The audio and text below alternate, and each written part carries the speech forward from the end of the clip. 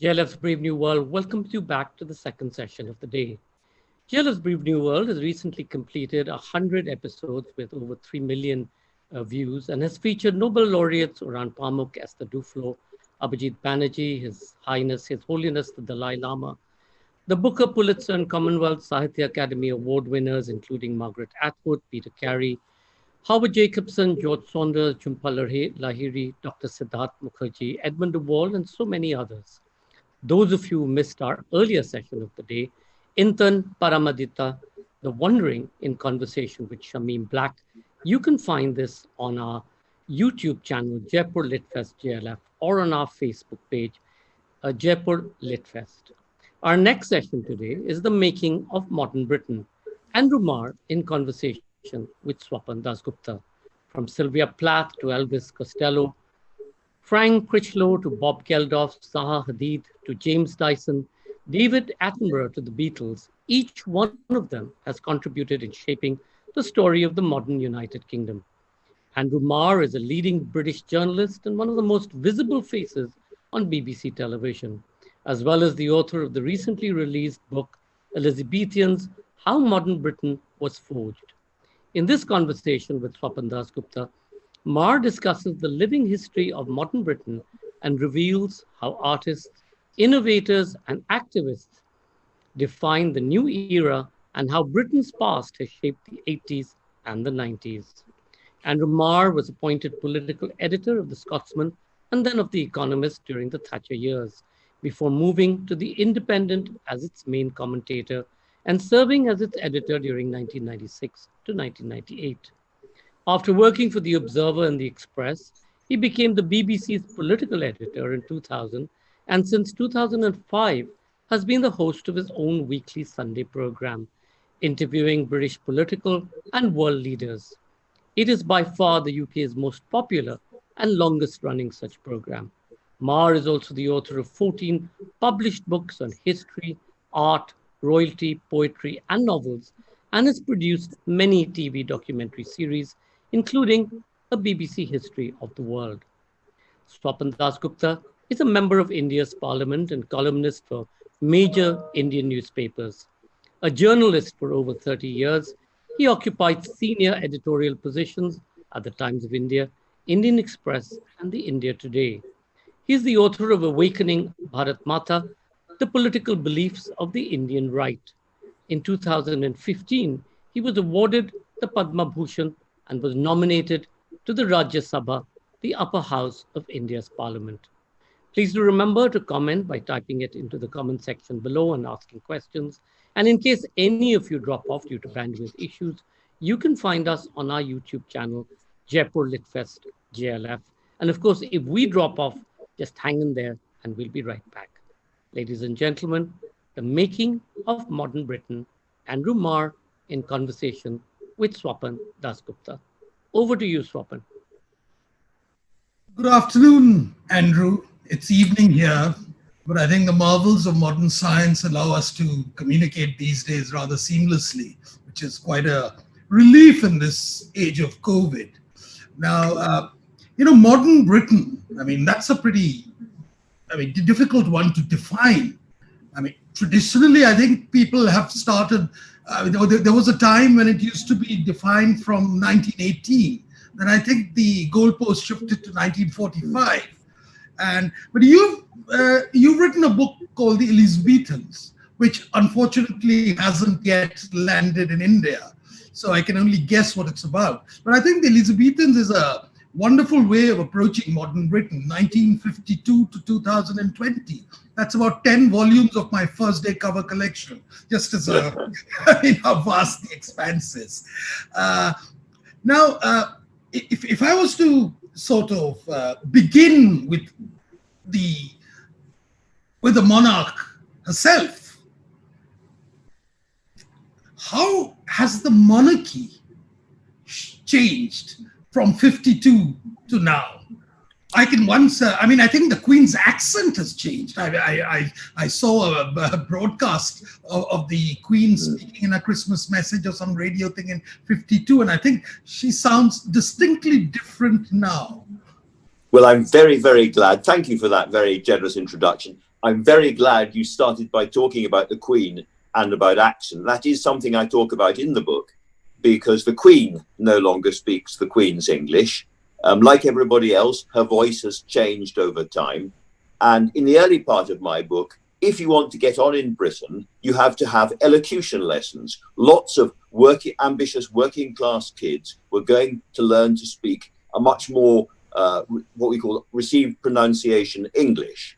And now people try and hide their so-called posh English, if they have it, and level down. It's been a huge change. And we see it even with the Queen. You're quite right. I think from her perspective, almost everything has changed. Not quite everything, but almost everything. She started off, as she saw it, as the head of the Commonwealth, the inheritor of the empire, one of the great global powers, a vast, vast navy. At her coronation, the Naval Review at Spithead was just enormous. Scores of battleships and aircraft carriers and cruisers. What had been recently the biggest navy in the world, it has almost all gone now. She's seen one of her sons marry a mixed race woman from America who has slaves in her inheritance. Almost everything has changed. And above all, like everybody else, the royal family has to cope with a much more interrogative and, if you like, impertinent media and world, asking many questions, many of them justified questions about how they go about their daily lives. So that veil of kind of royal magic and mystique has been ruthlessly ripped aside. But yet, at the same time, the Queen herself seems to have risen above it. She's never been at the center of controversy. The rather old-fashioned virtues of duty, family, all those sort of things seems to stick by her. So the Queen the Duke of Edinburgh, of course, is another unchanging personality, but in a different sort of way. So I think there's something quite fundamental here that you touch on, which is that almost all of us today are taught one way or another that our job on this planet is to express ourselves, to find out our own individuality and our own, if you like, innate genius or whatever it is, and express that as vividly and forcefully as possible. And I think the Queen has taken a much more old-fashioned and much more unlikely role, which is to suppress her own personality, not to talk about her views, to subdue herself entirely to her role. She has become her role rather than an individual, outspoken person. And I think that's what's caused her to survive for so long, to the point, you're quite right, where she is almost uniquely in Britain, loved by almost right across the political spectrum and by almost all classes. Well, I guess the stiff upper lip has gone out of fashion now. But we spoke about accents earlier. But at the same time, class remains an abiding British obsession. I mean, I can rarely see a British newspaper and talk about a particular thing to talk about whether you're talking about toffs or something else. And class seems to be absolutely obsessive as far as Britain is concerned. We have our caste system as well. And it has been it's much less rigid than it was. And there is a real conscious effort on behalf of most organizations to ensure not just diversity of race and gender, but diversity of class as well. Certainly at the BBC, if you come from a working class background and you've worked your way up, then you're likelier probably to get a better position, because we want to invite you in, if I can put it that way. But one really interesting thing has changed. During the 1950s, for working class kids, the grammar school system, which depended on passing exams to get into and was highly divisive and to many people very unpopular, nevertheless gave working class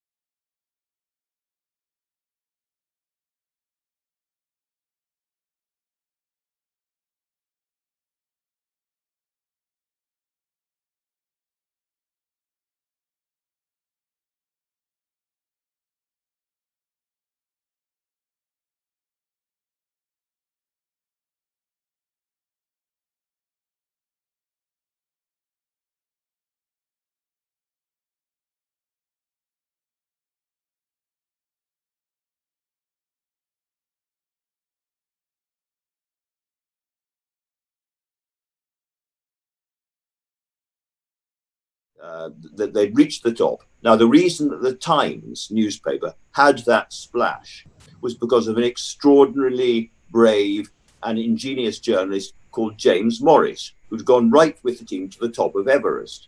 And he developed a very devious and sophisticated way of passing the message back that Everest had been conquered in code to London while evading all the intervening newspaper and other media organizations and keeping it as a Times scoop. So on the day of the coronation, the Times had this world scoop about Everest. But of course, the really interesting thing is that James Morris is one of the very first transgender people in Britain. He changed his gender and became Jan Morris, famous, of course, as one of our great writers. And so I start the story with a transgender tale. And again, you look at Britain. Britain has always been very diverse, sort of sexually and in terms of gender attitudes and all the rest of it. But throughout most of this story, it's been hidden away. And one of the aspects of the tale of the Elizabethans is how what was hidden behind the curtain and by discreet language has now become open and, as it were, flagrant and proud and campaigning.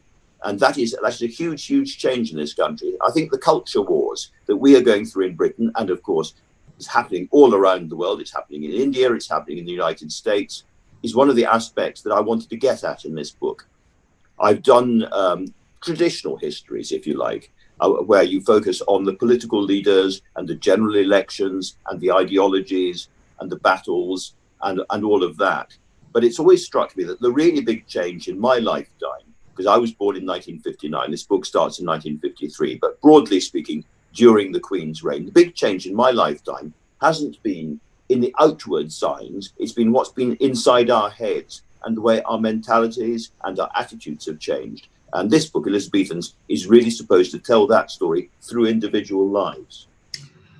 Well, you speak about the transgender issue. Now, I think a lot. The Labour Party has tied itself in a bit of a tangle over that, and there have been sort of witch hunts against the individual writers. J.K. Rowling, I think, has been at the receiving end of that. Yes. And has it gone too far? Well, I can't comment on that because I work for the BBC and I'm not allowed to. All I would say is that there is an enormous gap at the moment between metropolitan and, generally speaking, youthful Britain. So the Britain being broadcast out from the centre of London and much of the rest of the country, whose social attitudes are very much more old-fashioned and who find a lot of this, frankly, bewildering. And how we negotiate that difficulty is really hard for Britain. I think it's hard for most countries at the moment, but it's particularly hard. And it's not just gender and sexuality, it's also race and history. Because the other big thing that we've had to deal with, of course, is our history as an imperial power and how we feel about it now. Yeah, I got to peek into this sort of the two Britons, if that's probably an oversimplification because probably there are many more Britons than that. But I got to peek into the two Britons during the Brexit referendum when around the sort of dining tables of North London, you came across people, hardly anyone who would say no. It was sort of no Brexiteer was sort of almost allowed into a polite society. And there was a sort of denial amongst the London elite or the Islington elite or something like that about the existence of this very wide swathe of Britain, which voted quite resoundingly against something which everyone felt was a part of life. This, being a European, had become a part of life as far as many people were concerned, and they rejected it quite resoundingly. What does that tell you about the 2 or 3 Britons which have come into existence? Well, there's always been a gap, of course, between London and the rest. Going right back to Tudor times, you can find it there. There was a Scottish writer, one of the great early modern Scottish writers, who compared London to the swollen head of a rickety child, he said. It didn't really cohere with the rest of the country. So it's always been there, but I think it's been sharpened by, first of all, by the financial crisis. When that struck, it became clearer and clearer that there were very large parts of England in particular, the English eastern coast, the Midlands, the old industrial parts of England, which had been economically very badly left behind, where people felt that the snobby elite London liberals had stopped caring about them, weren't interested in them. And so it was partly an economic revolt, but I think Brexit was also very much about what we've just been talking about. It's a revolt about values for huge numbers of British people who really feel that the world has either left them behind or ignored them or sneered at them, and they feel disgraced and rejected. And it is about things like transgender rights. It's about the way life feels to the metropolis, which has done really quite well. London is still booming and is abnormally young compared to the rest of the country, and is abnormally ethnically diverse compared to the rest of the country. And London values, many people across the rest of England feel, have been shoved down their throats, and they've had enough. And this phrase, "we want our country back," is an emotional and cultural reaction, not just an economic and political one. Strangely enough, I remember Enoch Powell, with whom I used to personally get on rather well, telling me about it in the early 80s, about this culture of condescension, which had really started getting into Britain. Maybe he anticipated it much longer. But there's no doubt that the demographic profile of the United Kingdom has undergone a huge, monumental change. It really has. Even my own personal experiences, I first went to the UK in 1975. I compare from 75 to now. It's just a complete transformation. My friend Simon Heffer, who is never never one for political correctness, often says that you'll be lucky if you find English as a fourth language when walking down London. But has that really race, multiculturalism issues which have come to the fore in recent times, has that transformed the soul of Britain, as it were? I think there's a real fight now to determine what Britain is and what Britain will be. And that is very much part of it. I mean, it started when you first arrived in the 1970s. One of the stories that I'm interested in the book is, you'll remember, the great Grundwick dispute, where the unions and, as it were, the libertarian right, which would become the Thatcherite right, were absolute at loggerheads. And it's very interesting, of course, that both sides in that dispute were led by people from the Indian continent. There was Jayabin Desai, who was Gujarati originally and came via East Africa to Britain and led the strikers, a very formidable woman indeed.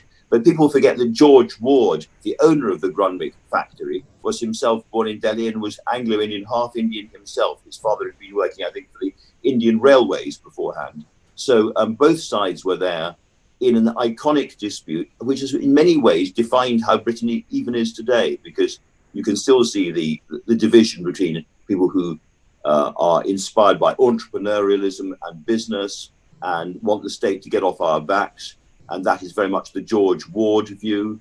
And then the more socialist solidarity view of Jayabin Desai. These are things that have gone right. I just make the point that both of these people came from India before that started in 1976, I think, to 78, that dispute.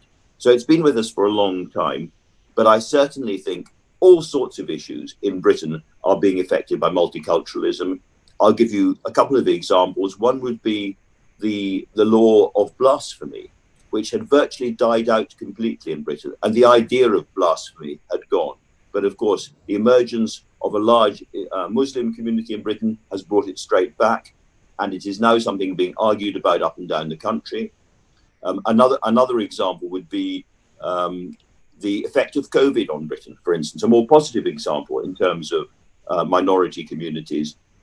I think 63% of medical people, doctors, nurses, and other medical workers who have died of coronavirus in Britain, 63% have come from Black, Asian and minority communities, almost all of them from India and from Bangladesh. So the number of people working in the British NHS on the front line has been disproportionately Black and Asian. And that, again, has produced a lot of soul searching in Britain. Are these people properly treated? Have they been given the roles and the equipment that they needed? And has Britain done properly by those people? So it's a very complicated situation. On the one hand, it brings in what people regard as problems. It brings in threats to their identity. But this is never, ever simple. A lot of people who have immigrated to Britain over the last 40 or 50 years actually have a much stronger, more traditional sense of Britishness than native British people have. To give you one example, the woman Gina Miller, who led the legal attack on Brexit. Now, Gina Miller, I've compared her in the book rather provocatively to Nigel Farage, because they both have highly conservative, nostalgic views of Britain. Gina Miller was brought up in Guyana, then British Guiana, by nuns and by very traditional schools, which taught her that the rule of law was everything, taught her to revere the British Constitution and to expect that in the end, courts and laws would keep politicians in check. So she became a lawyer as well as a businesswoman. And that really was the motivation for her attack on the Brexit issue of the government. She felt the law had been misused. Nigel Farage, also leader of UKIP, but a great nostalgist for imperial measurements, the way things were in 1956. That, the saloon bar at Lord's in 1956 is basically how he thinks the world should be today. So they're both nostalgists, but one comes from Guyana and one comes from Kent. Well, it does sort of break a stereotype of what is often heard in the demonstrations about a racist Britain. I mean, you may talk about discrimination as far as some sort of institutional discrimination in the National Health Service. But yet, I think the amazing feature of Britain is that today you have a Home Secretary, a Chancellor of the Exchequer, and an Industry Secretary, all of whom are British, Asians. I mean, we would call them Indians of Indian origin. I mean, that's something remarkable. And if you consider that till about 1970, you were wondering if you're going to ever get a Black or Asian MP ever into the House of Commons. It's come a long way.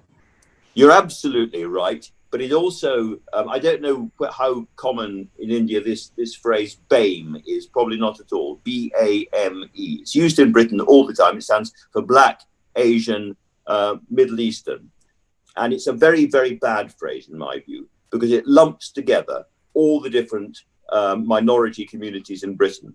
Now, it's still the case today that if you are born as a man of Caribbean or Black African descent in Britain, then your chances of getting on are relatively low. There are multiple ways that you're discriminated against, and I can see there is a big problem there.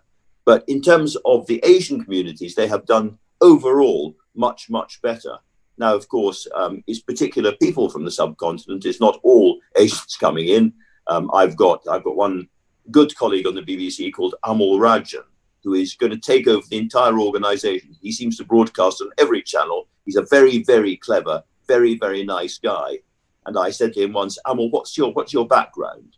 And he said, Andrew, Rajan. The clue is in the name. And, there are a lot of kind of well-off people from the subcontinent who've come up who are not the average migrant, but there's nonetheless, if you look at the British cabinet, if you look at most areas of British life today, it is, if I can use this word, multicolored in a way that would have been unimaginable when the Queen came to the throne. Yeah, I think that's probably sums up how much Britain has changed. Now, if you were to look at Britain's position in the world, the idea which was there in the 1950s of Britain punching above its weight, and in the realms of popular culture, I think everybody still loves a period drama as far as made by the BBC or by some other British company. And ever since sort of the Beatles, there's a sort of iconic status which has been given to Britain. Do you still feel that culturally, at least, in the realms of popular culture, Britain still has a great cachet? I think it does. Too Americanized. I mean, the alternative is it becoming too Americanized? Well, I was going to say, I think that the cachet is still there. There are still a lot of very, very fine British writers, filmmakers, and so on. And we have a strong cultural base. By the way, I think almost as important, we have a very strong scientific base. And I think the way probably that Britain has had most influence in the world in the last 20 years has been through people like David Attenborough, in alerting populations all around the world to the natural world and the threats to it, including global warming. So I think actually naturalists have been the most powerful, as it were, propagators of British views recently, not artists. But I do also think that, as it were, British cultural or soft power is hugely threatened by technical change. Organizations like ITV and the BBC, which are based in Britain, have their roots in Britain and employ British talent to express themselves around the world. We are losing ground the whole time to the big American giants, to Netflix and Amazon. Amazon is the biggest new force on the planet at the moment, and we are marching backwards all the time and finding it very, very hard to compete. That is a political argument, if you like, for Britain, but it certainly matters around the world too, because if British cultural exports vanish completely, the world becomes ever more Americanized. And if you only see the world and your own past history through American eyes, you don't see it straight.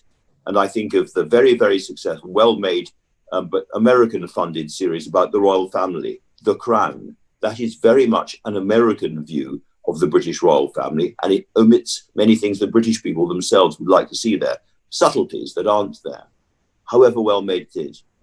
Yeah, and that brings me to this entire question of the post-EU Britain and how it's going to define itself. I mean, there are a few people who would go with Nigel Farage and talk about, at least emotionally, of the old imperial system.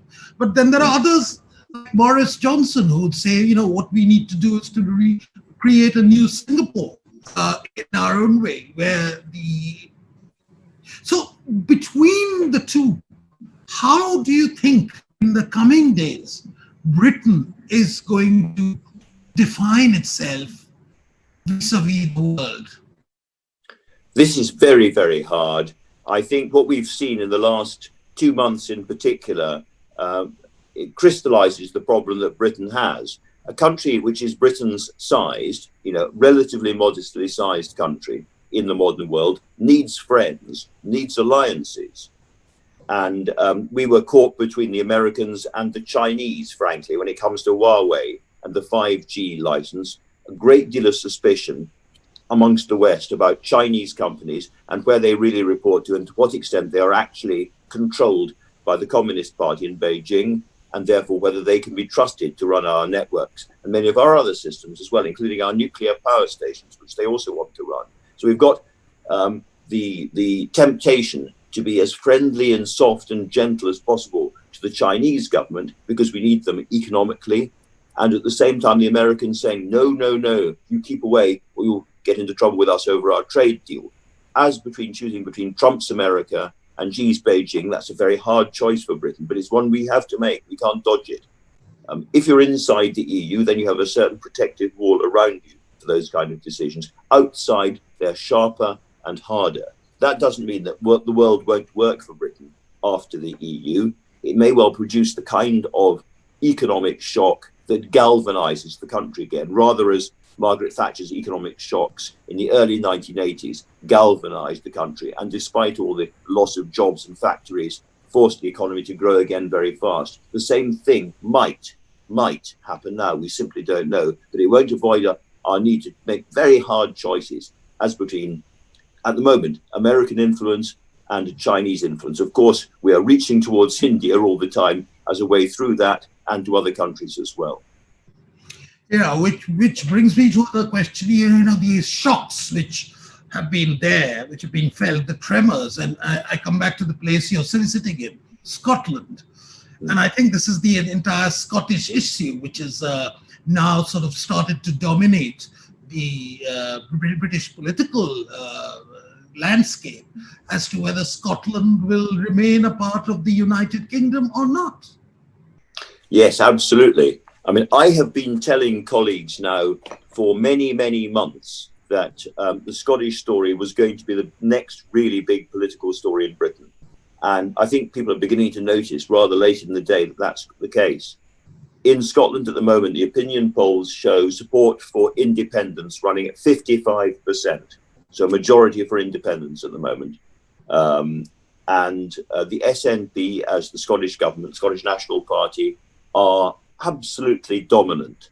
Now, there are big problems ahead for the SNP as well, including personal problems between the former leader, Alex Salmond, and the current leader, Nicola Sturgeon. But that fundamental position where most people in Scotland used to think that the Scottish economy was too small and they wouldn't be able to survive outside the UK, the balance has shifted. Boris Johnson is hugely popular amongst swathes of the English electorate and very, very, very unpopular in Scotland. And from the point of view of the future of the UK, there is an almost perfect storm. Scotland voted to stay inside the EU and was, from the point of view of Edinburgh, rather ignored. Britain is run by a Conservative leader almost uniquely unpopular in Scotland. His brand of kind of English, jovial, Etonian humour and so forth does not go down well north of the border. People don't get it and don't like it. And the SNP, frankly, by comparison with London, has had a better COVID crisis. Proportionally, fewer people have died. Scotland has got on top of the virus at the moment more successfully than England. And there are lots of people in Scotland saying we want to close the border to stop the English coming across. This is a very, very dangerous time for the British Union. Yeah, well, it's of course very sometimes difficult to envisage a cultural gulf between England and Scotland, because I think there's a sort of a seamless adjustment between the two. So it's sometimes difficult for outsiders to contemplate the emotional basis on which this Scottish separatism is crafted. But yes, you're right, it is real. But to come back to your comments about Boris's sort of rather schoolboyish, impish humor, which is quite funny, and actually, I mean, he is quite funny at times. But you've seen political leadership if you look back at the Elizabethans, you know, right from Churchill, Macmillan, Eden onwards to Boris. I mean, it seems to be a very smooth evolution of, broadly speaking, the same type of people. Perhaps the only aberration was Thatcher. Yes. Well, of course, you talked about class earlier on, and if you look at Macmillan's cabinet at near the beginning of the Queen's reign, lots and lots of old Etonians, and you look at Boris Johnson and Theresa May's cabinet, same thing. So you're right, there's a lot of continuity. But below that, there are changes. And one change I am skeptical about, and you'll forgive me, because we are both journalists.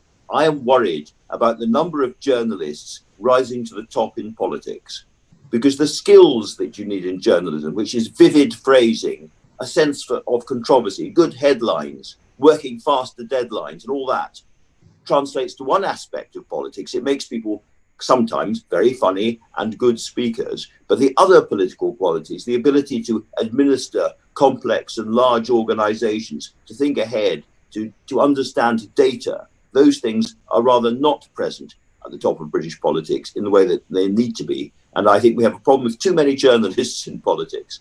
So that's one issue we have. However, I mean, Boris Johnson is in many ways a classic British leader. He has a strong sense of history. He adores and indeed idolizes Winston Churchill. He has got a very well-developed humor and sense of language and theatre. But maybe in the end, that's not going to be quite enough, because he's under huge pressures that he never expected. The weight of scientific evidence arriving in his office every day, the latest figures on COVID, and the need to take fast, science-based, medically based decisions which are unpopular around the country will test anyone, but it certainly tests a vivid columnist from the newspaper world. Yeah, well, I thought, you're talking about journalists dominating, too many journalists. I thought the complaint was too many people with PPEs from Oxford. That's the... Well, of course, a lot of the journalists have PPEs as well. Not me. Right. We'll come to some questions which have come from the audience, and there is Ramesh who's asked, and this is talking about the confusion over the COVID-19 strategies in Britain. What do you think will be Britain's world stance with Oxford potentially coming up with a vaccination for COVID-19? If I were to enlarge that, is the British strategy totally dependent, as it seems at times, on the successful vaccine, or is there something more profound? Is there a greater degree of thinking? Well, we're all praying for the successful vaccine. Oxford isn't the only team at the forefront of that. There's Imperial College London as well, but there's certainly a desperation for a successful vaccine. And what I hear is they're doing well, and I'm quite optimistic about a successful vaccine emerging between now and Christmas time. We don't know quite what it'll be and quite when, but I think I'm quite optimistic about that. But no, the rest of the strategy, I think many scientists would say Britain locked down too late, about 1 or 2 weeks too late. And we were allowing people to enter the country from Italy and Spain, which had very high rates of coronavirus infection, without quarantining them or indeed testing them for far too long. So there's a general sense among the doctors and the medical experts I talk to that we got things wrong at the start. But I think the government has learned those lessons and, in a sense, is prepared to impose quite draconian, quite brutal, fast local lockdown and quarantining measures now. And we've seen that in Leicester, we've seen it in other parts of the UK, we're seeing it in Aberdeen at the moment. And we are seeing quite brutal decisions being taken by the government to quarantine all British people who've been in, for instance, Spain, and France is possibly next on the list. So I think this business of local lockdowns, a better track and trace system. We had a poor track and trace system, but it's now much better. So I think there's two sides. There's let's get the vaccine, and we're all begging and hoping for that. But at the same time, I think there is a more disciplined lockdown, track and trace, and quarantining system to try and whack-a-mole, knock it on the head. Yes, although the British obsession, if I may say so, with annual holidays is something which goes against the whole nature of the entire culture of quarantine and lockdowns. There's a question from Sajdev Ramakrishna. He asks, Mr. Marr, what is the place of iconic British institutions that lent it immense soft power in the past? Oxford, Cambridge, Wimbledon, the Royal Society. I mean, you can see there's a certain view of Britain which is frozen in time, at least as far as India is concerned, at least a particular class of India is concerned. Do you consider these to be the real soft power, iconic soft power institutions of Britain? Or has it evolved more? All those things are very, very important. I think having at least two, and sometimes by some counts more, of the most successful or elite research universities in the world is very, very, very important indeed.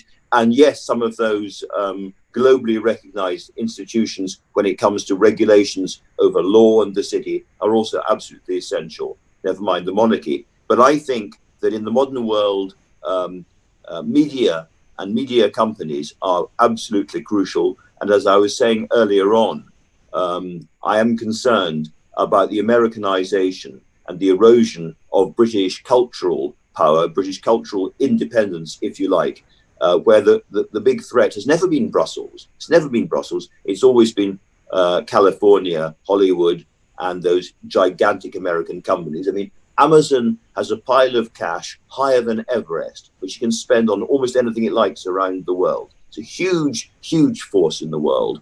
And taming Amazon, taxing it properly, and allowing indigenous cultural organizations, I'm afraid to say I would include the UK, the BBC, as an indigenous cultural organization to survive, never mind thrive, is a really big task for governments. How do they get together and rein in some of the behemoths of the modern world? I think that is the big question. Yes, it is a worrying thing because at the same time today, for instance, the British universities are in complete crisis over their own funding, and that's going to be a big problem. And you may find a lot of universities having to literally close down or sell their sort of intellectual assets to China or something like Yes, that. yes. Well, we were talking just a moment ago about China, and that's a very good example. Oxford and Cambridge and many, many other universities have survived on the basis of many, many Chinese students coming over. And as we go into a rather more wintry period in our relations with China, that's going to dry up and stop. And that is going to add to the financial crisis for universities. Well, we're almost drawing to a close as far as the timekeepers are concerned. Now, the final question which I asked is, and Ria's asked is, during your time presenting on television at BBC, have you ever had a moment when you've truly not known how to respond to a comment stroke view? That's hard. I'm trying to remember. I was very taken aback a couple of times interviewing Michael Gove, who we haven't talked about, another journalist. And he has a very unsettling habit, which I'll now reveal, secrets of the trade. I ask a very clever, thought-through question I've been thinking about for days, and he replies, yes, or no. And that is very, very hard because, you're assuming there's going to be a lengthy reply, and he suddenly stops short. There must be it's a cricketing term almost. He sort of dead balls you. That's hard. I had a very, very hard time with Gordon Brown a long time ago when he was having terrible tantrums in government, and I was hearing about them from people who'd been on the other side of them, and crockery being smashed and screaming and shouting and so on when he was going through a very unhappy period as Prime Minister. And I asked him about it, but I made a classic journalist's mistake because there'd been rumours that he'd been using pills to help calm him down. And instead of saying, Prime Minister, have you been experiencing uncontrollable rages while in office? To which the answer would have to be yes. I asked him, have you been using pills to calm yourself down? And he absolutely went for me and he said, that's an outrageous personal slur and question. And I don't know whether he had or not, but he probably hadn't. And that was my biggest mistake as a journalist. I've never forgotten it, and I've never never forgiven myself for it entirely.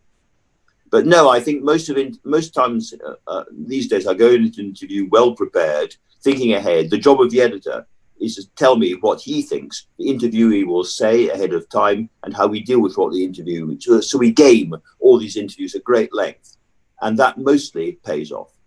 I think, well, there's one thing about the British tradition of journalism is that it incorporates an enormous degree of insolence, which I think in India would be unimaginable. But thank you very much, Andrew, for a wonderfully stimulating conversation which we've had. And I hope your book, The Elizabethans, which I look forward to, arriving in India once the flights resume. I mean, I think people like me who love the hard copy rather than the Kindle version. We'll make sure you get one little secret. It hasn't been published in Britain yet either. I saw that it's been released in Waterstones or something like that today. Well, it shouldn't have been. It's not allowed to have been. I hope it hasn't been. But anyway, this is the first time I've had a conversation about it. It's been a very enjoyable conversation, and you've been very generous to me. No difficult question that I was stumped by, but a lot of generosity. Thank you so much for that. Thank you very much, Andrew. Thank you very much, Swapan, and thank you so much, Andrew. Andrew, there's one question that's been buzzing on my phone ever since the interview started by people across America and Canada, which is, will Prince Harry come back to the UK? I think, on balance, no. I think he has been torn between his love for Meghan Markle, and that involves a different lifestyle. It involves different attitudes, and it involves a different way of living. And I think he has made that choice. And I don't hear any indications that he's regretting it or that he will come back. I think that was a one-way door and he's gone through it. And will it have an impact on Britain's tourism and, of course, the palace itself? Well, we have lost a very, very charismatic and attractive couple who millions of people enjoy reading about and hearing from and looking to. And that is a huge loss for the royal family. But there was clearly tensions inside the royal family, and it's been very interesting since they've gone how Prince William and Kate have, as it were, stepped in and dominate so many front pages and so many broadcast stories. The royal family has clearly taken some kind of decision that the heir after the heir, as it were, Prince William and Kate, who used to be Kate Middleton, used to be a middle-class English girl, are going to be the dominant faces of the British royal family going forward. Thank you so much, Andrew Marr. Thank you so much, Swapan Dasgupta. And thank you all for asking your questions. I'm sorry we couldn't send all your questions across because of the lack of time.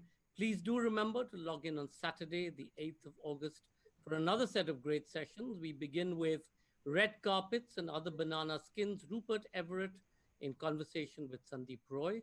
An element of drama has always attended Rupert Everett, even before he swept to fame with his outstanding performance in Another Country. He has spent his life surrounded by extraordinary people and witnessed extraordinary events. He was in Moscow during the fall of communism, in Berlin the night the wall came down, and in downtown Manhattan on September the 11th. By the age of 17, he was friends with Andy Warhol and Bianca Jagger, and since then he's been up close and personal with the greatest in the world. He talks about his life as a captivating story of love, fame, glamour, gossip, and drama. And this will be at 7 p.m. Indian Standard Time, 2:30 p.m. British Summer Time, and 9:30 a.m. Eastern Daylight Time. The second session on Saturday, the 8th of August, will be California Dreaming, Re-Imaging Silicon Valley, David C. Brock in conversation with Arun Mohan Sukumar. Look forward to seeing you all tomorrow. Stay well, stay safe.